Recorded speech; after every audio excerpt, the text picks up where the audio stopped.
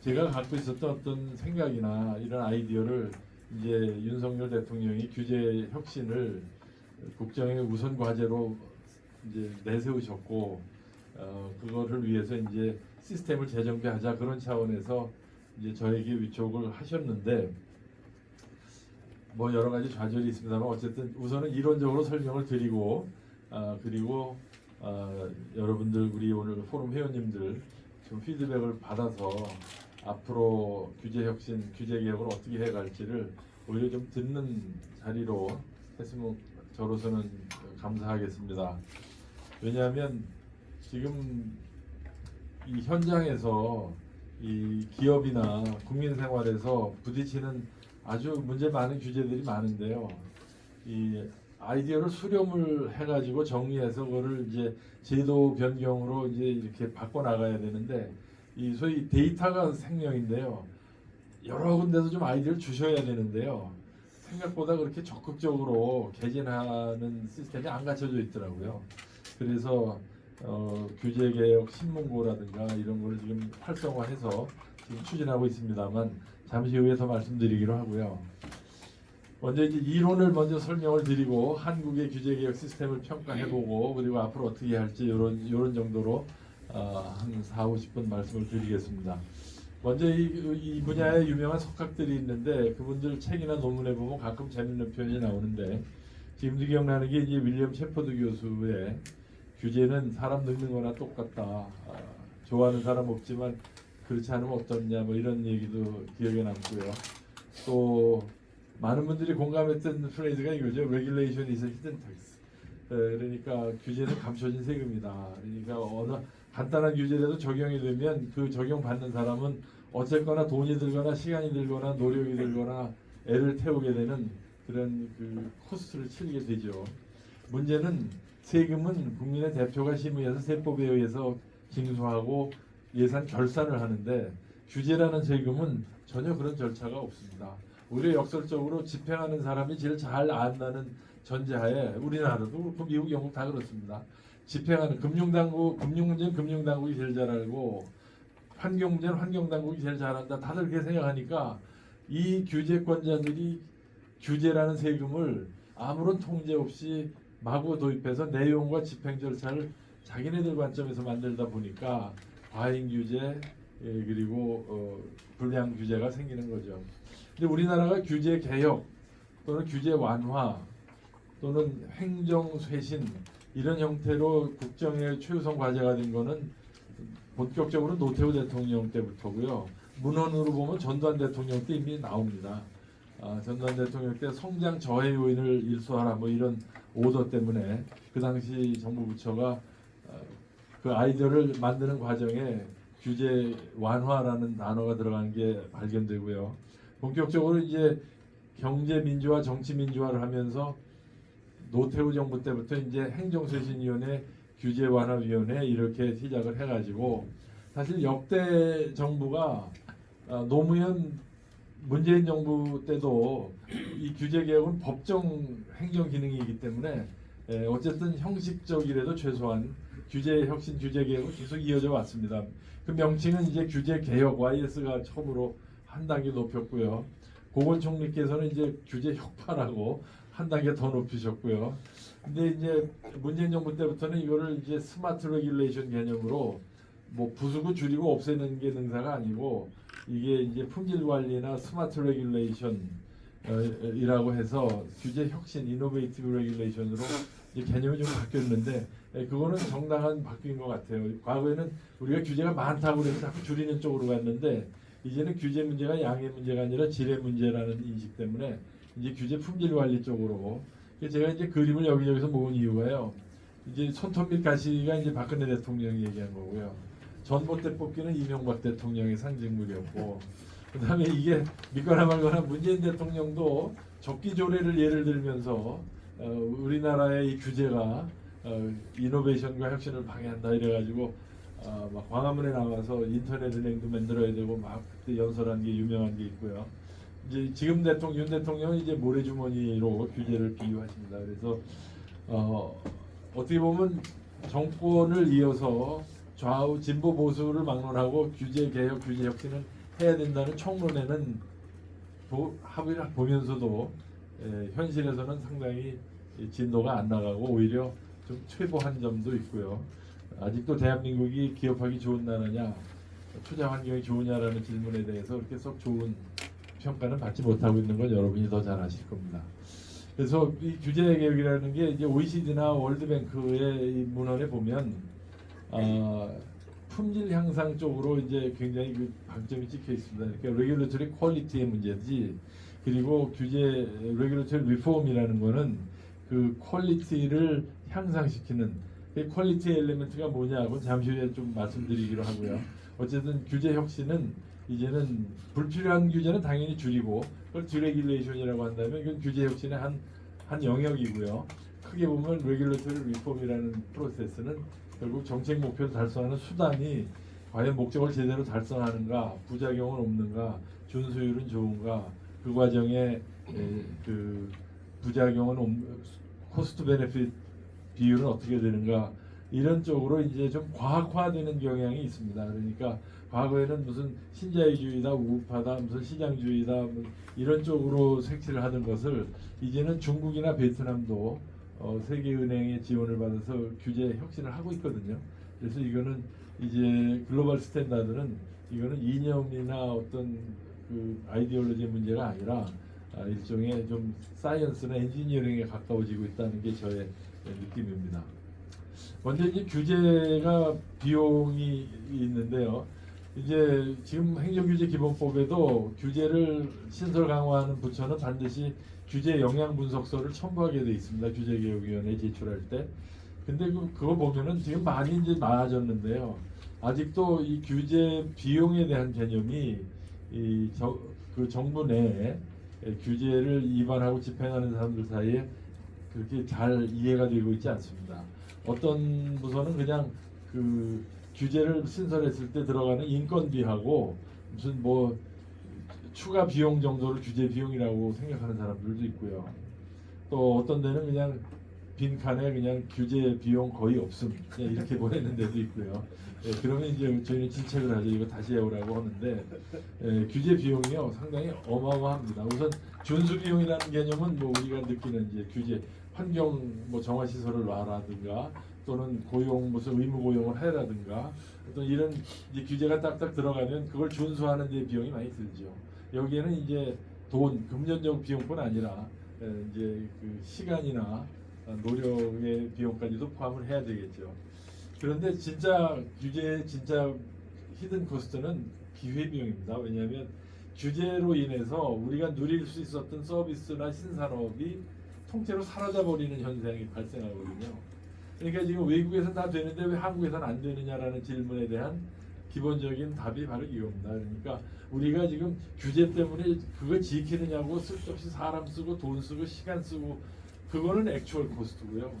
지금은 실제로 사실 이거보다 더 큰 덩어리는 우리가 누릴 수 있는 오퍼튜니티가 상실되고 있다는 거죠. 이게 특히 요즘 특히 이게 아픈 거는 이제 디지털 혁명이 일어나고 무슨 뭐챗 GPT까지 나가는 인공지능 데이터 4차 산업 혁명 이노베이션 과정에서 지금 이 규제가 아날로그 시대에 만들어진 규제가 계속 뒷다리를 잡고 있으니까 특히 핀테크라든가 헬스케어라든가 이런 분야에서는 지금 규제 때문에 우리 국민이 누릴 수 있었던 어떤 혜택 그리고 또 우리 경제에 나타날 수 있었던 새로운 인더스트리들이 그냥 아예 씨도 못 뿌리고 고사되고 있는 현상이 있죠. 그래서 이게 최병선 교수님이 문헌조사를 해보니까 예전에 미국의 연방정부가 이런 이유로 규제의 토탈 코스트를 계산한 게 있는데 그 당시에 그 자료에 의하면 미국 연방정부 1년 예산의 절반 정도가 규제 비용이다. 그러니까 지금 한국은 전문가들이 게을러서 계산을 안 한 것 같은데요. 제가 아는 한. 그냥 유추해 보자면은 우리나라도 국가 정부 예산의 절반 이상은 충분히 규제 비용이라고 할 수 있겠다. 그래서 이제 우리가 규제를 개혁하고 이 규제 개혁의 원리 원칙대로 추진한다면 어떤 효과가 있느냐? 당연히 감세의 효과가 있죠. 규제가 이제 감춰진 세금이라고 말씀드렸잖아요. 그러니까 정부 예산, 정부 조세 수입의 희생 없이 사실상 감세 효과를 낼 수 있는 아주 좋은 정책 수단입니다. 그래서 경제를 활성화시키고 신산업, 신기술을 나타나게 하고 그로 인해서 창출되는 소득과 일자리 창출 기회, 특히 물가 안정에 기여할 수 있겠죠. 왜냐하면 규제 혁신을 통해서 우리 경제의 낭비 요인을 줄이고 요소에 있는 여러 가지 비효율, 낭비 요인, 비용 상승 요인을 줄여준다면 그 자체가 생산성 증가와 물가 안정으로 이어지겠죠. 특히 요즘 우리 경제가 겪는 어려움은 우리가 자초한 게 아니잖아요. 지금 글로벌 경제의 변화에 의해서 국제 에너지 가격, 국제 곡물 가격, 그리고 코로나 사태 이후에 국제 그 공급망의 취약, 붕괴 이런 것들이 복합돼 가지고 나타나는 거고 이건 우리가 처리한 게 아니거든요. 그렇다면 이거를 흡수하는 방법은 빨리 충격을 내부화해 가지고 경제의 그 분업화를 통해서 구성원들이 나눠 가져야 되거든요. 그러니까 에너지 값이 올랐다는 얘기는 국내에 들어오는 에너지의 총량이 줄었다는 얘기인데 더 쓰려면 그만큼 돈을 더 내야 된다는 얘기인데 이걸 대응하는 방법은 에너지 소비를 줄이는 수밖에 없잖아요. 에너지 소비를 줄이는 방법은 캠페인으로 안 되잖아요. 결국은 가격 시그널을 줘야 되고 그 가격 시그널을 통해서 노동자, 기업, 정부 각 분야가 조금씩 나눠 가져야 되거든요. 이게 이제 경제 유연성 개념인데요. 지금 선진국은 그렇게 유연화해서 다 흡수를 했어요. 서유럽 같은 데는 막 가스 요금이 막 2배, 3배씩 올라가잖아요. 그게 당연한 거거든요. 왜냐하면 가스값이 수입 가격이 올라가는데 안 올리면 그 자체가 해답이 아니거든요. 근데 우리 한국은 그 점에서 이미 뒤졌죠. 다시 말하면 한국 경제에는 고통 분담을 할 수 있는 기제가 약하다. 다시 말해서 폭탄 돌리기를 하는 거죠. 내가 부담이 늘었는데 내 부담을 남한테 넘긴다. 그럼 그 사람은 내가 왜 혼자 부담 지느냐 너한테 넘긴다. 이래가지고 지금도 한국 경제의 어려움이 바로 그런 데서 비롯되거든요. 그래서 경제를 유연화하고 고통 분담, 특히 외부로부터 강요된 비용 상승 요인이라면 이거를 해소하는 방법은 우리 내부적인 효율화를 통해서 흡수하는 수밖에 없죠. 그래서 지금 금리 정책이나 재정 정책으로 지금 한국 경제가 외부로부터 겪는 충격을 흡수하는 데는 한계가 있죠.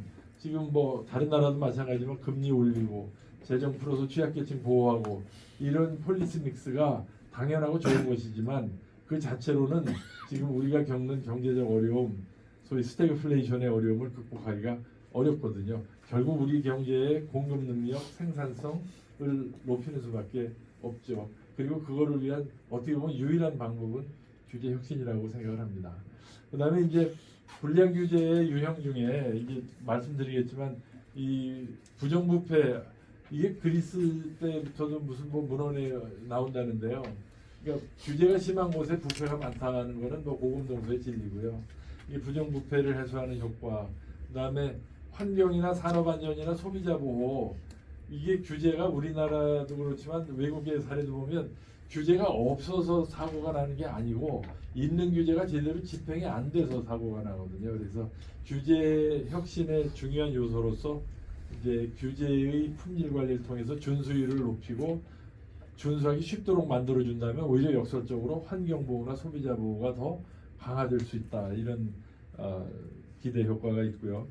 당연히 이제 민간 자율 창의 확대 이건 뭐 현 정부의 기조이기도 하고요. 그다음에 이제 한국 경제에 특히 갈라파고스적인 규제 덩어리들이 있거든요. 그래서 이것들이 이제 국제 교역이나 또는 경제 통합에 장애가 되기 때문에 이제 이런 것도 기대 효과라고 할 수 있겠죠. 제가 이제 이 규제 개혁이라는 과정을 이제 규제개혁위원회 와서 보니까 굳이 비유하자면은 저수지 수질 관리하고 비슷한 기능 같더라고요. 그러니까 지금 우리나라의 규제라는 어마어마한 이 저수지의 덩어리가 있는데요. 이게 행정규제 기본법에도 규제개혁위원회 기능이 딱 두 개로 명시가 되어 있습니다. 하나는 신설 강화 규제를 통제하라, 게이트키핑하라. 그게 이제 말하자면 저수지에 들어오는 오염물질을 막아라 이 개념이고요. 그 다음에 이제 있는 물, 현재 있는 물이 썩어 들어가지 않도록 계속 준설하고 기존 수질 관리하라. 이게 이제 현존 규제의 이제 준설이죠. 그 품질 관리인데 이게 이제 규제 개혁이라고 번역이 되어 있으니까요. 지금 우리가 추진하는 노동개혁, 교육개혁, 연금개혁처럼 이렇게 한 번에 확 때려가지고 시스템을 확 바꿔가지고 일과성으로 제도 개선을 통한 어떤 개혁 효과를 기대하는 것처럼 좀 언어 선택에서는 착시 현상이 좀 있는 것 같아요. 이게 이 규제 개혁은 노동 개혁이나 무슨 연금 교육 개혁과 같이 한 번에 제도를 바꿔가지고 이후에 그 지속 가능하게 만드는 게 아니라 이거는 이 기능 자체가 지속되는 행정 기능입니다. 그러니까 규제가 계속 신설 강화되는 규제가 1년에 지금 한 1,500개 정도 됩니다. 그게 1,500개가 규제개혁위원회로 오거든요. 그 중에 이제 한 200여 개가 이제 중요 규제로 분류돼서 규제개혁위원회에 정밀 심사를 받는데요. 그러니까 이렇게 신설 강화 규제 막는 일, 그다음에 이제 현존하는 규제 스톡을 이제 덩어리 규제를 하나하나를 들여다봐가지고 무슨 원격 의료라든지 뭐 로톡 리걸 서비스라든지 또는 무슨 뭐 의약품 배달이라든지 이런 것들이 덩어리 하나하나씩 보는 현존 규제 품질 관리 기능으로 이렇게 두 개 돼 있는데 이게 규제개혁위원회가 지금 25년째 됐는데요. 하여튼 시작 때부터 어떤 문제가 생겼냐면 1년에 1,000개가 넘는 신설 강화 규제가 마구 쏟아져 들어오기 때문에 규제개혁위원회 총리실의 규제개혁실이라는 이제 공무원들이 이제 어떻게 보면 전담 공무원들인데요. 이분들이 그 홍수처럼 밀려오는 신설 강화 규제를 통제하느냐고 규제개혁위원회의 인적 물적 자원을 한 80% 이상을 거기다 쏟고 있더라고요. 그러니까 신설 강화 규제에 새로 들어오는 오염, 소위 표현하자면 오염 물질 필터링하는 데만 정신이 쏟다 보니까 있는 규제에 썩어 들어가는 거에 대해서 신경 쓸 겨를이 없었던 거죠. 그래서 이제 제가 취임한 후에 많은 전문가들의 조언을 받아서 규제개혁위원회에 현재 기존 규제에 대한 품질 관리 기능도 강화해야 되겠다는 데 대해서 이제 총리님도 동의하시고 그래가지고 지금은 이제 그 기능을 강화하는 중에 있습니다. 그 프로세스를 어떻게 만들었는지 잠시 후에 소개해드리기로 하고요. 그래서 그러면 어떤 관점에서 어떤 기준에서 신설 강화 규제 또는 현존 규제를 그 품질 관리를 하느냐, 그러면 뭐가 불량 규제냐라는 것이 먼저 전제가 돼야 되겠죠. 이제 여기 정부에 계셨던 분들은 기억하시겠지만 1997년 IMF 직후에 김대중 대통령 취임하자마자 98년 12월 31일까지 현존하는 규제 절반을 없애라라는 엄명이 떨어진 적이 있습니다. 그 당시에 16,000개 정도가 있었는데 저는 그때 이제 젊은 교수로서 그 총리실에 규제개혁 자문하고 있었는데 저는 그때 거의 뭐 충격을 받았어요. 이거는 안 되는 건데 누가 대통령에게 잘못 어드바이스 했다. 이게 될 일이냐. 16,000개를 어떻게 절반을 줄이느냐. 그것도 10개월 내에. 전 안 된다고 그랬죠. 처음부터.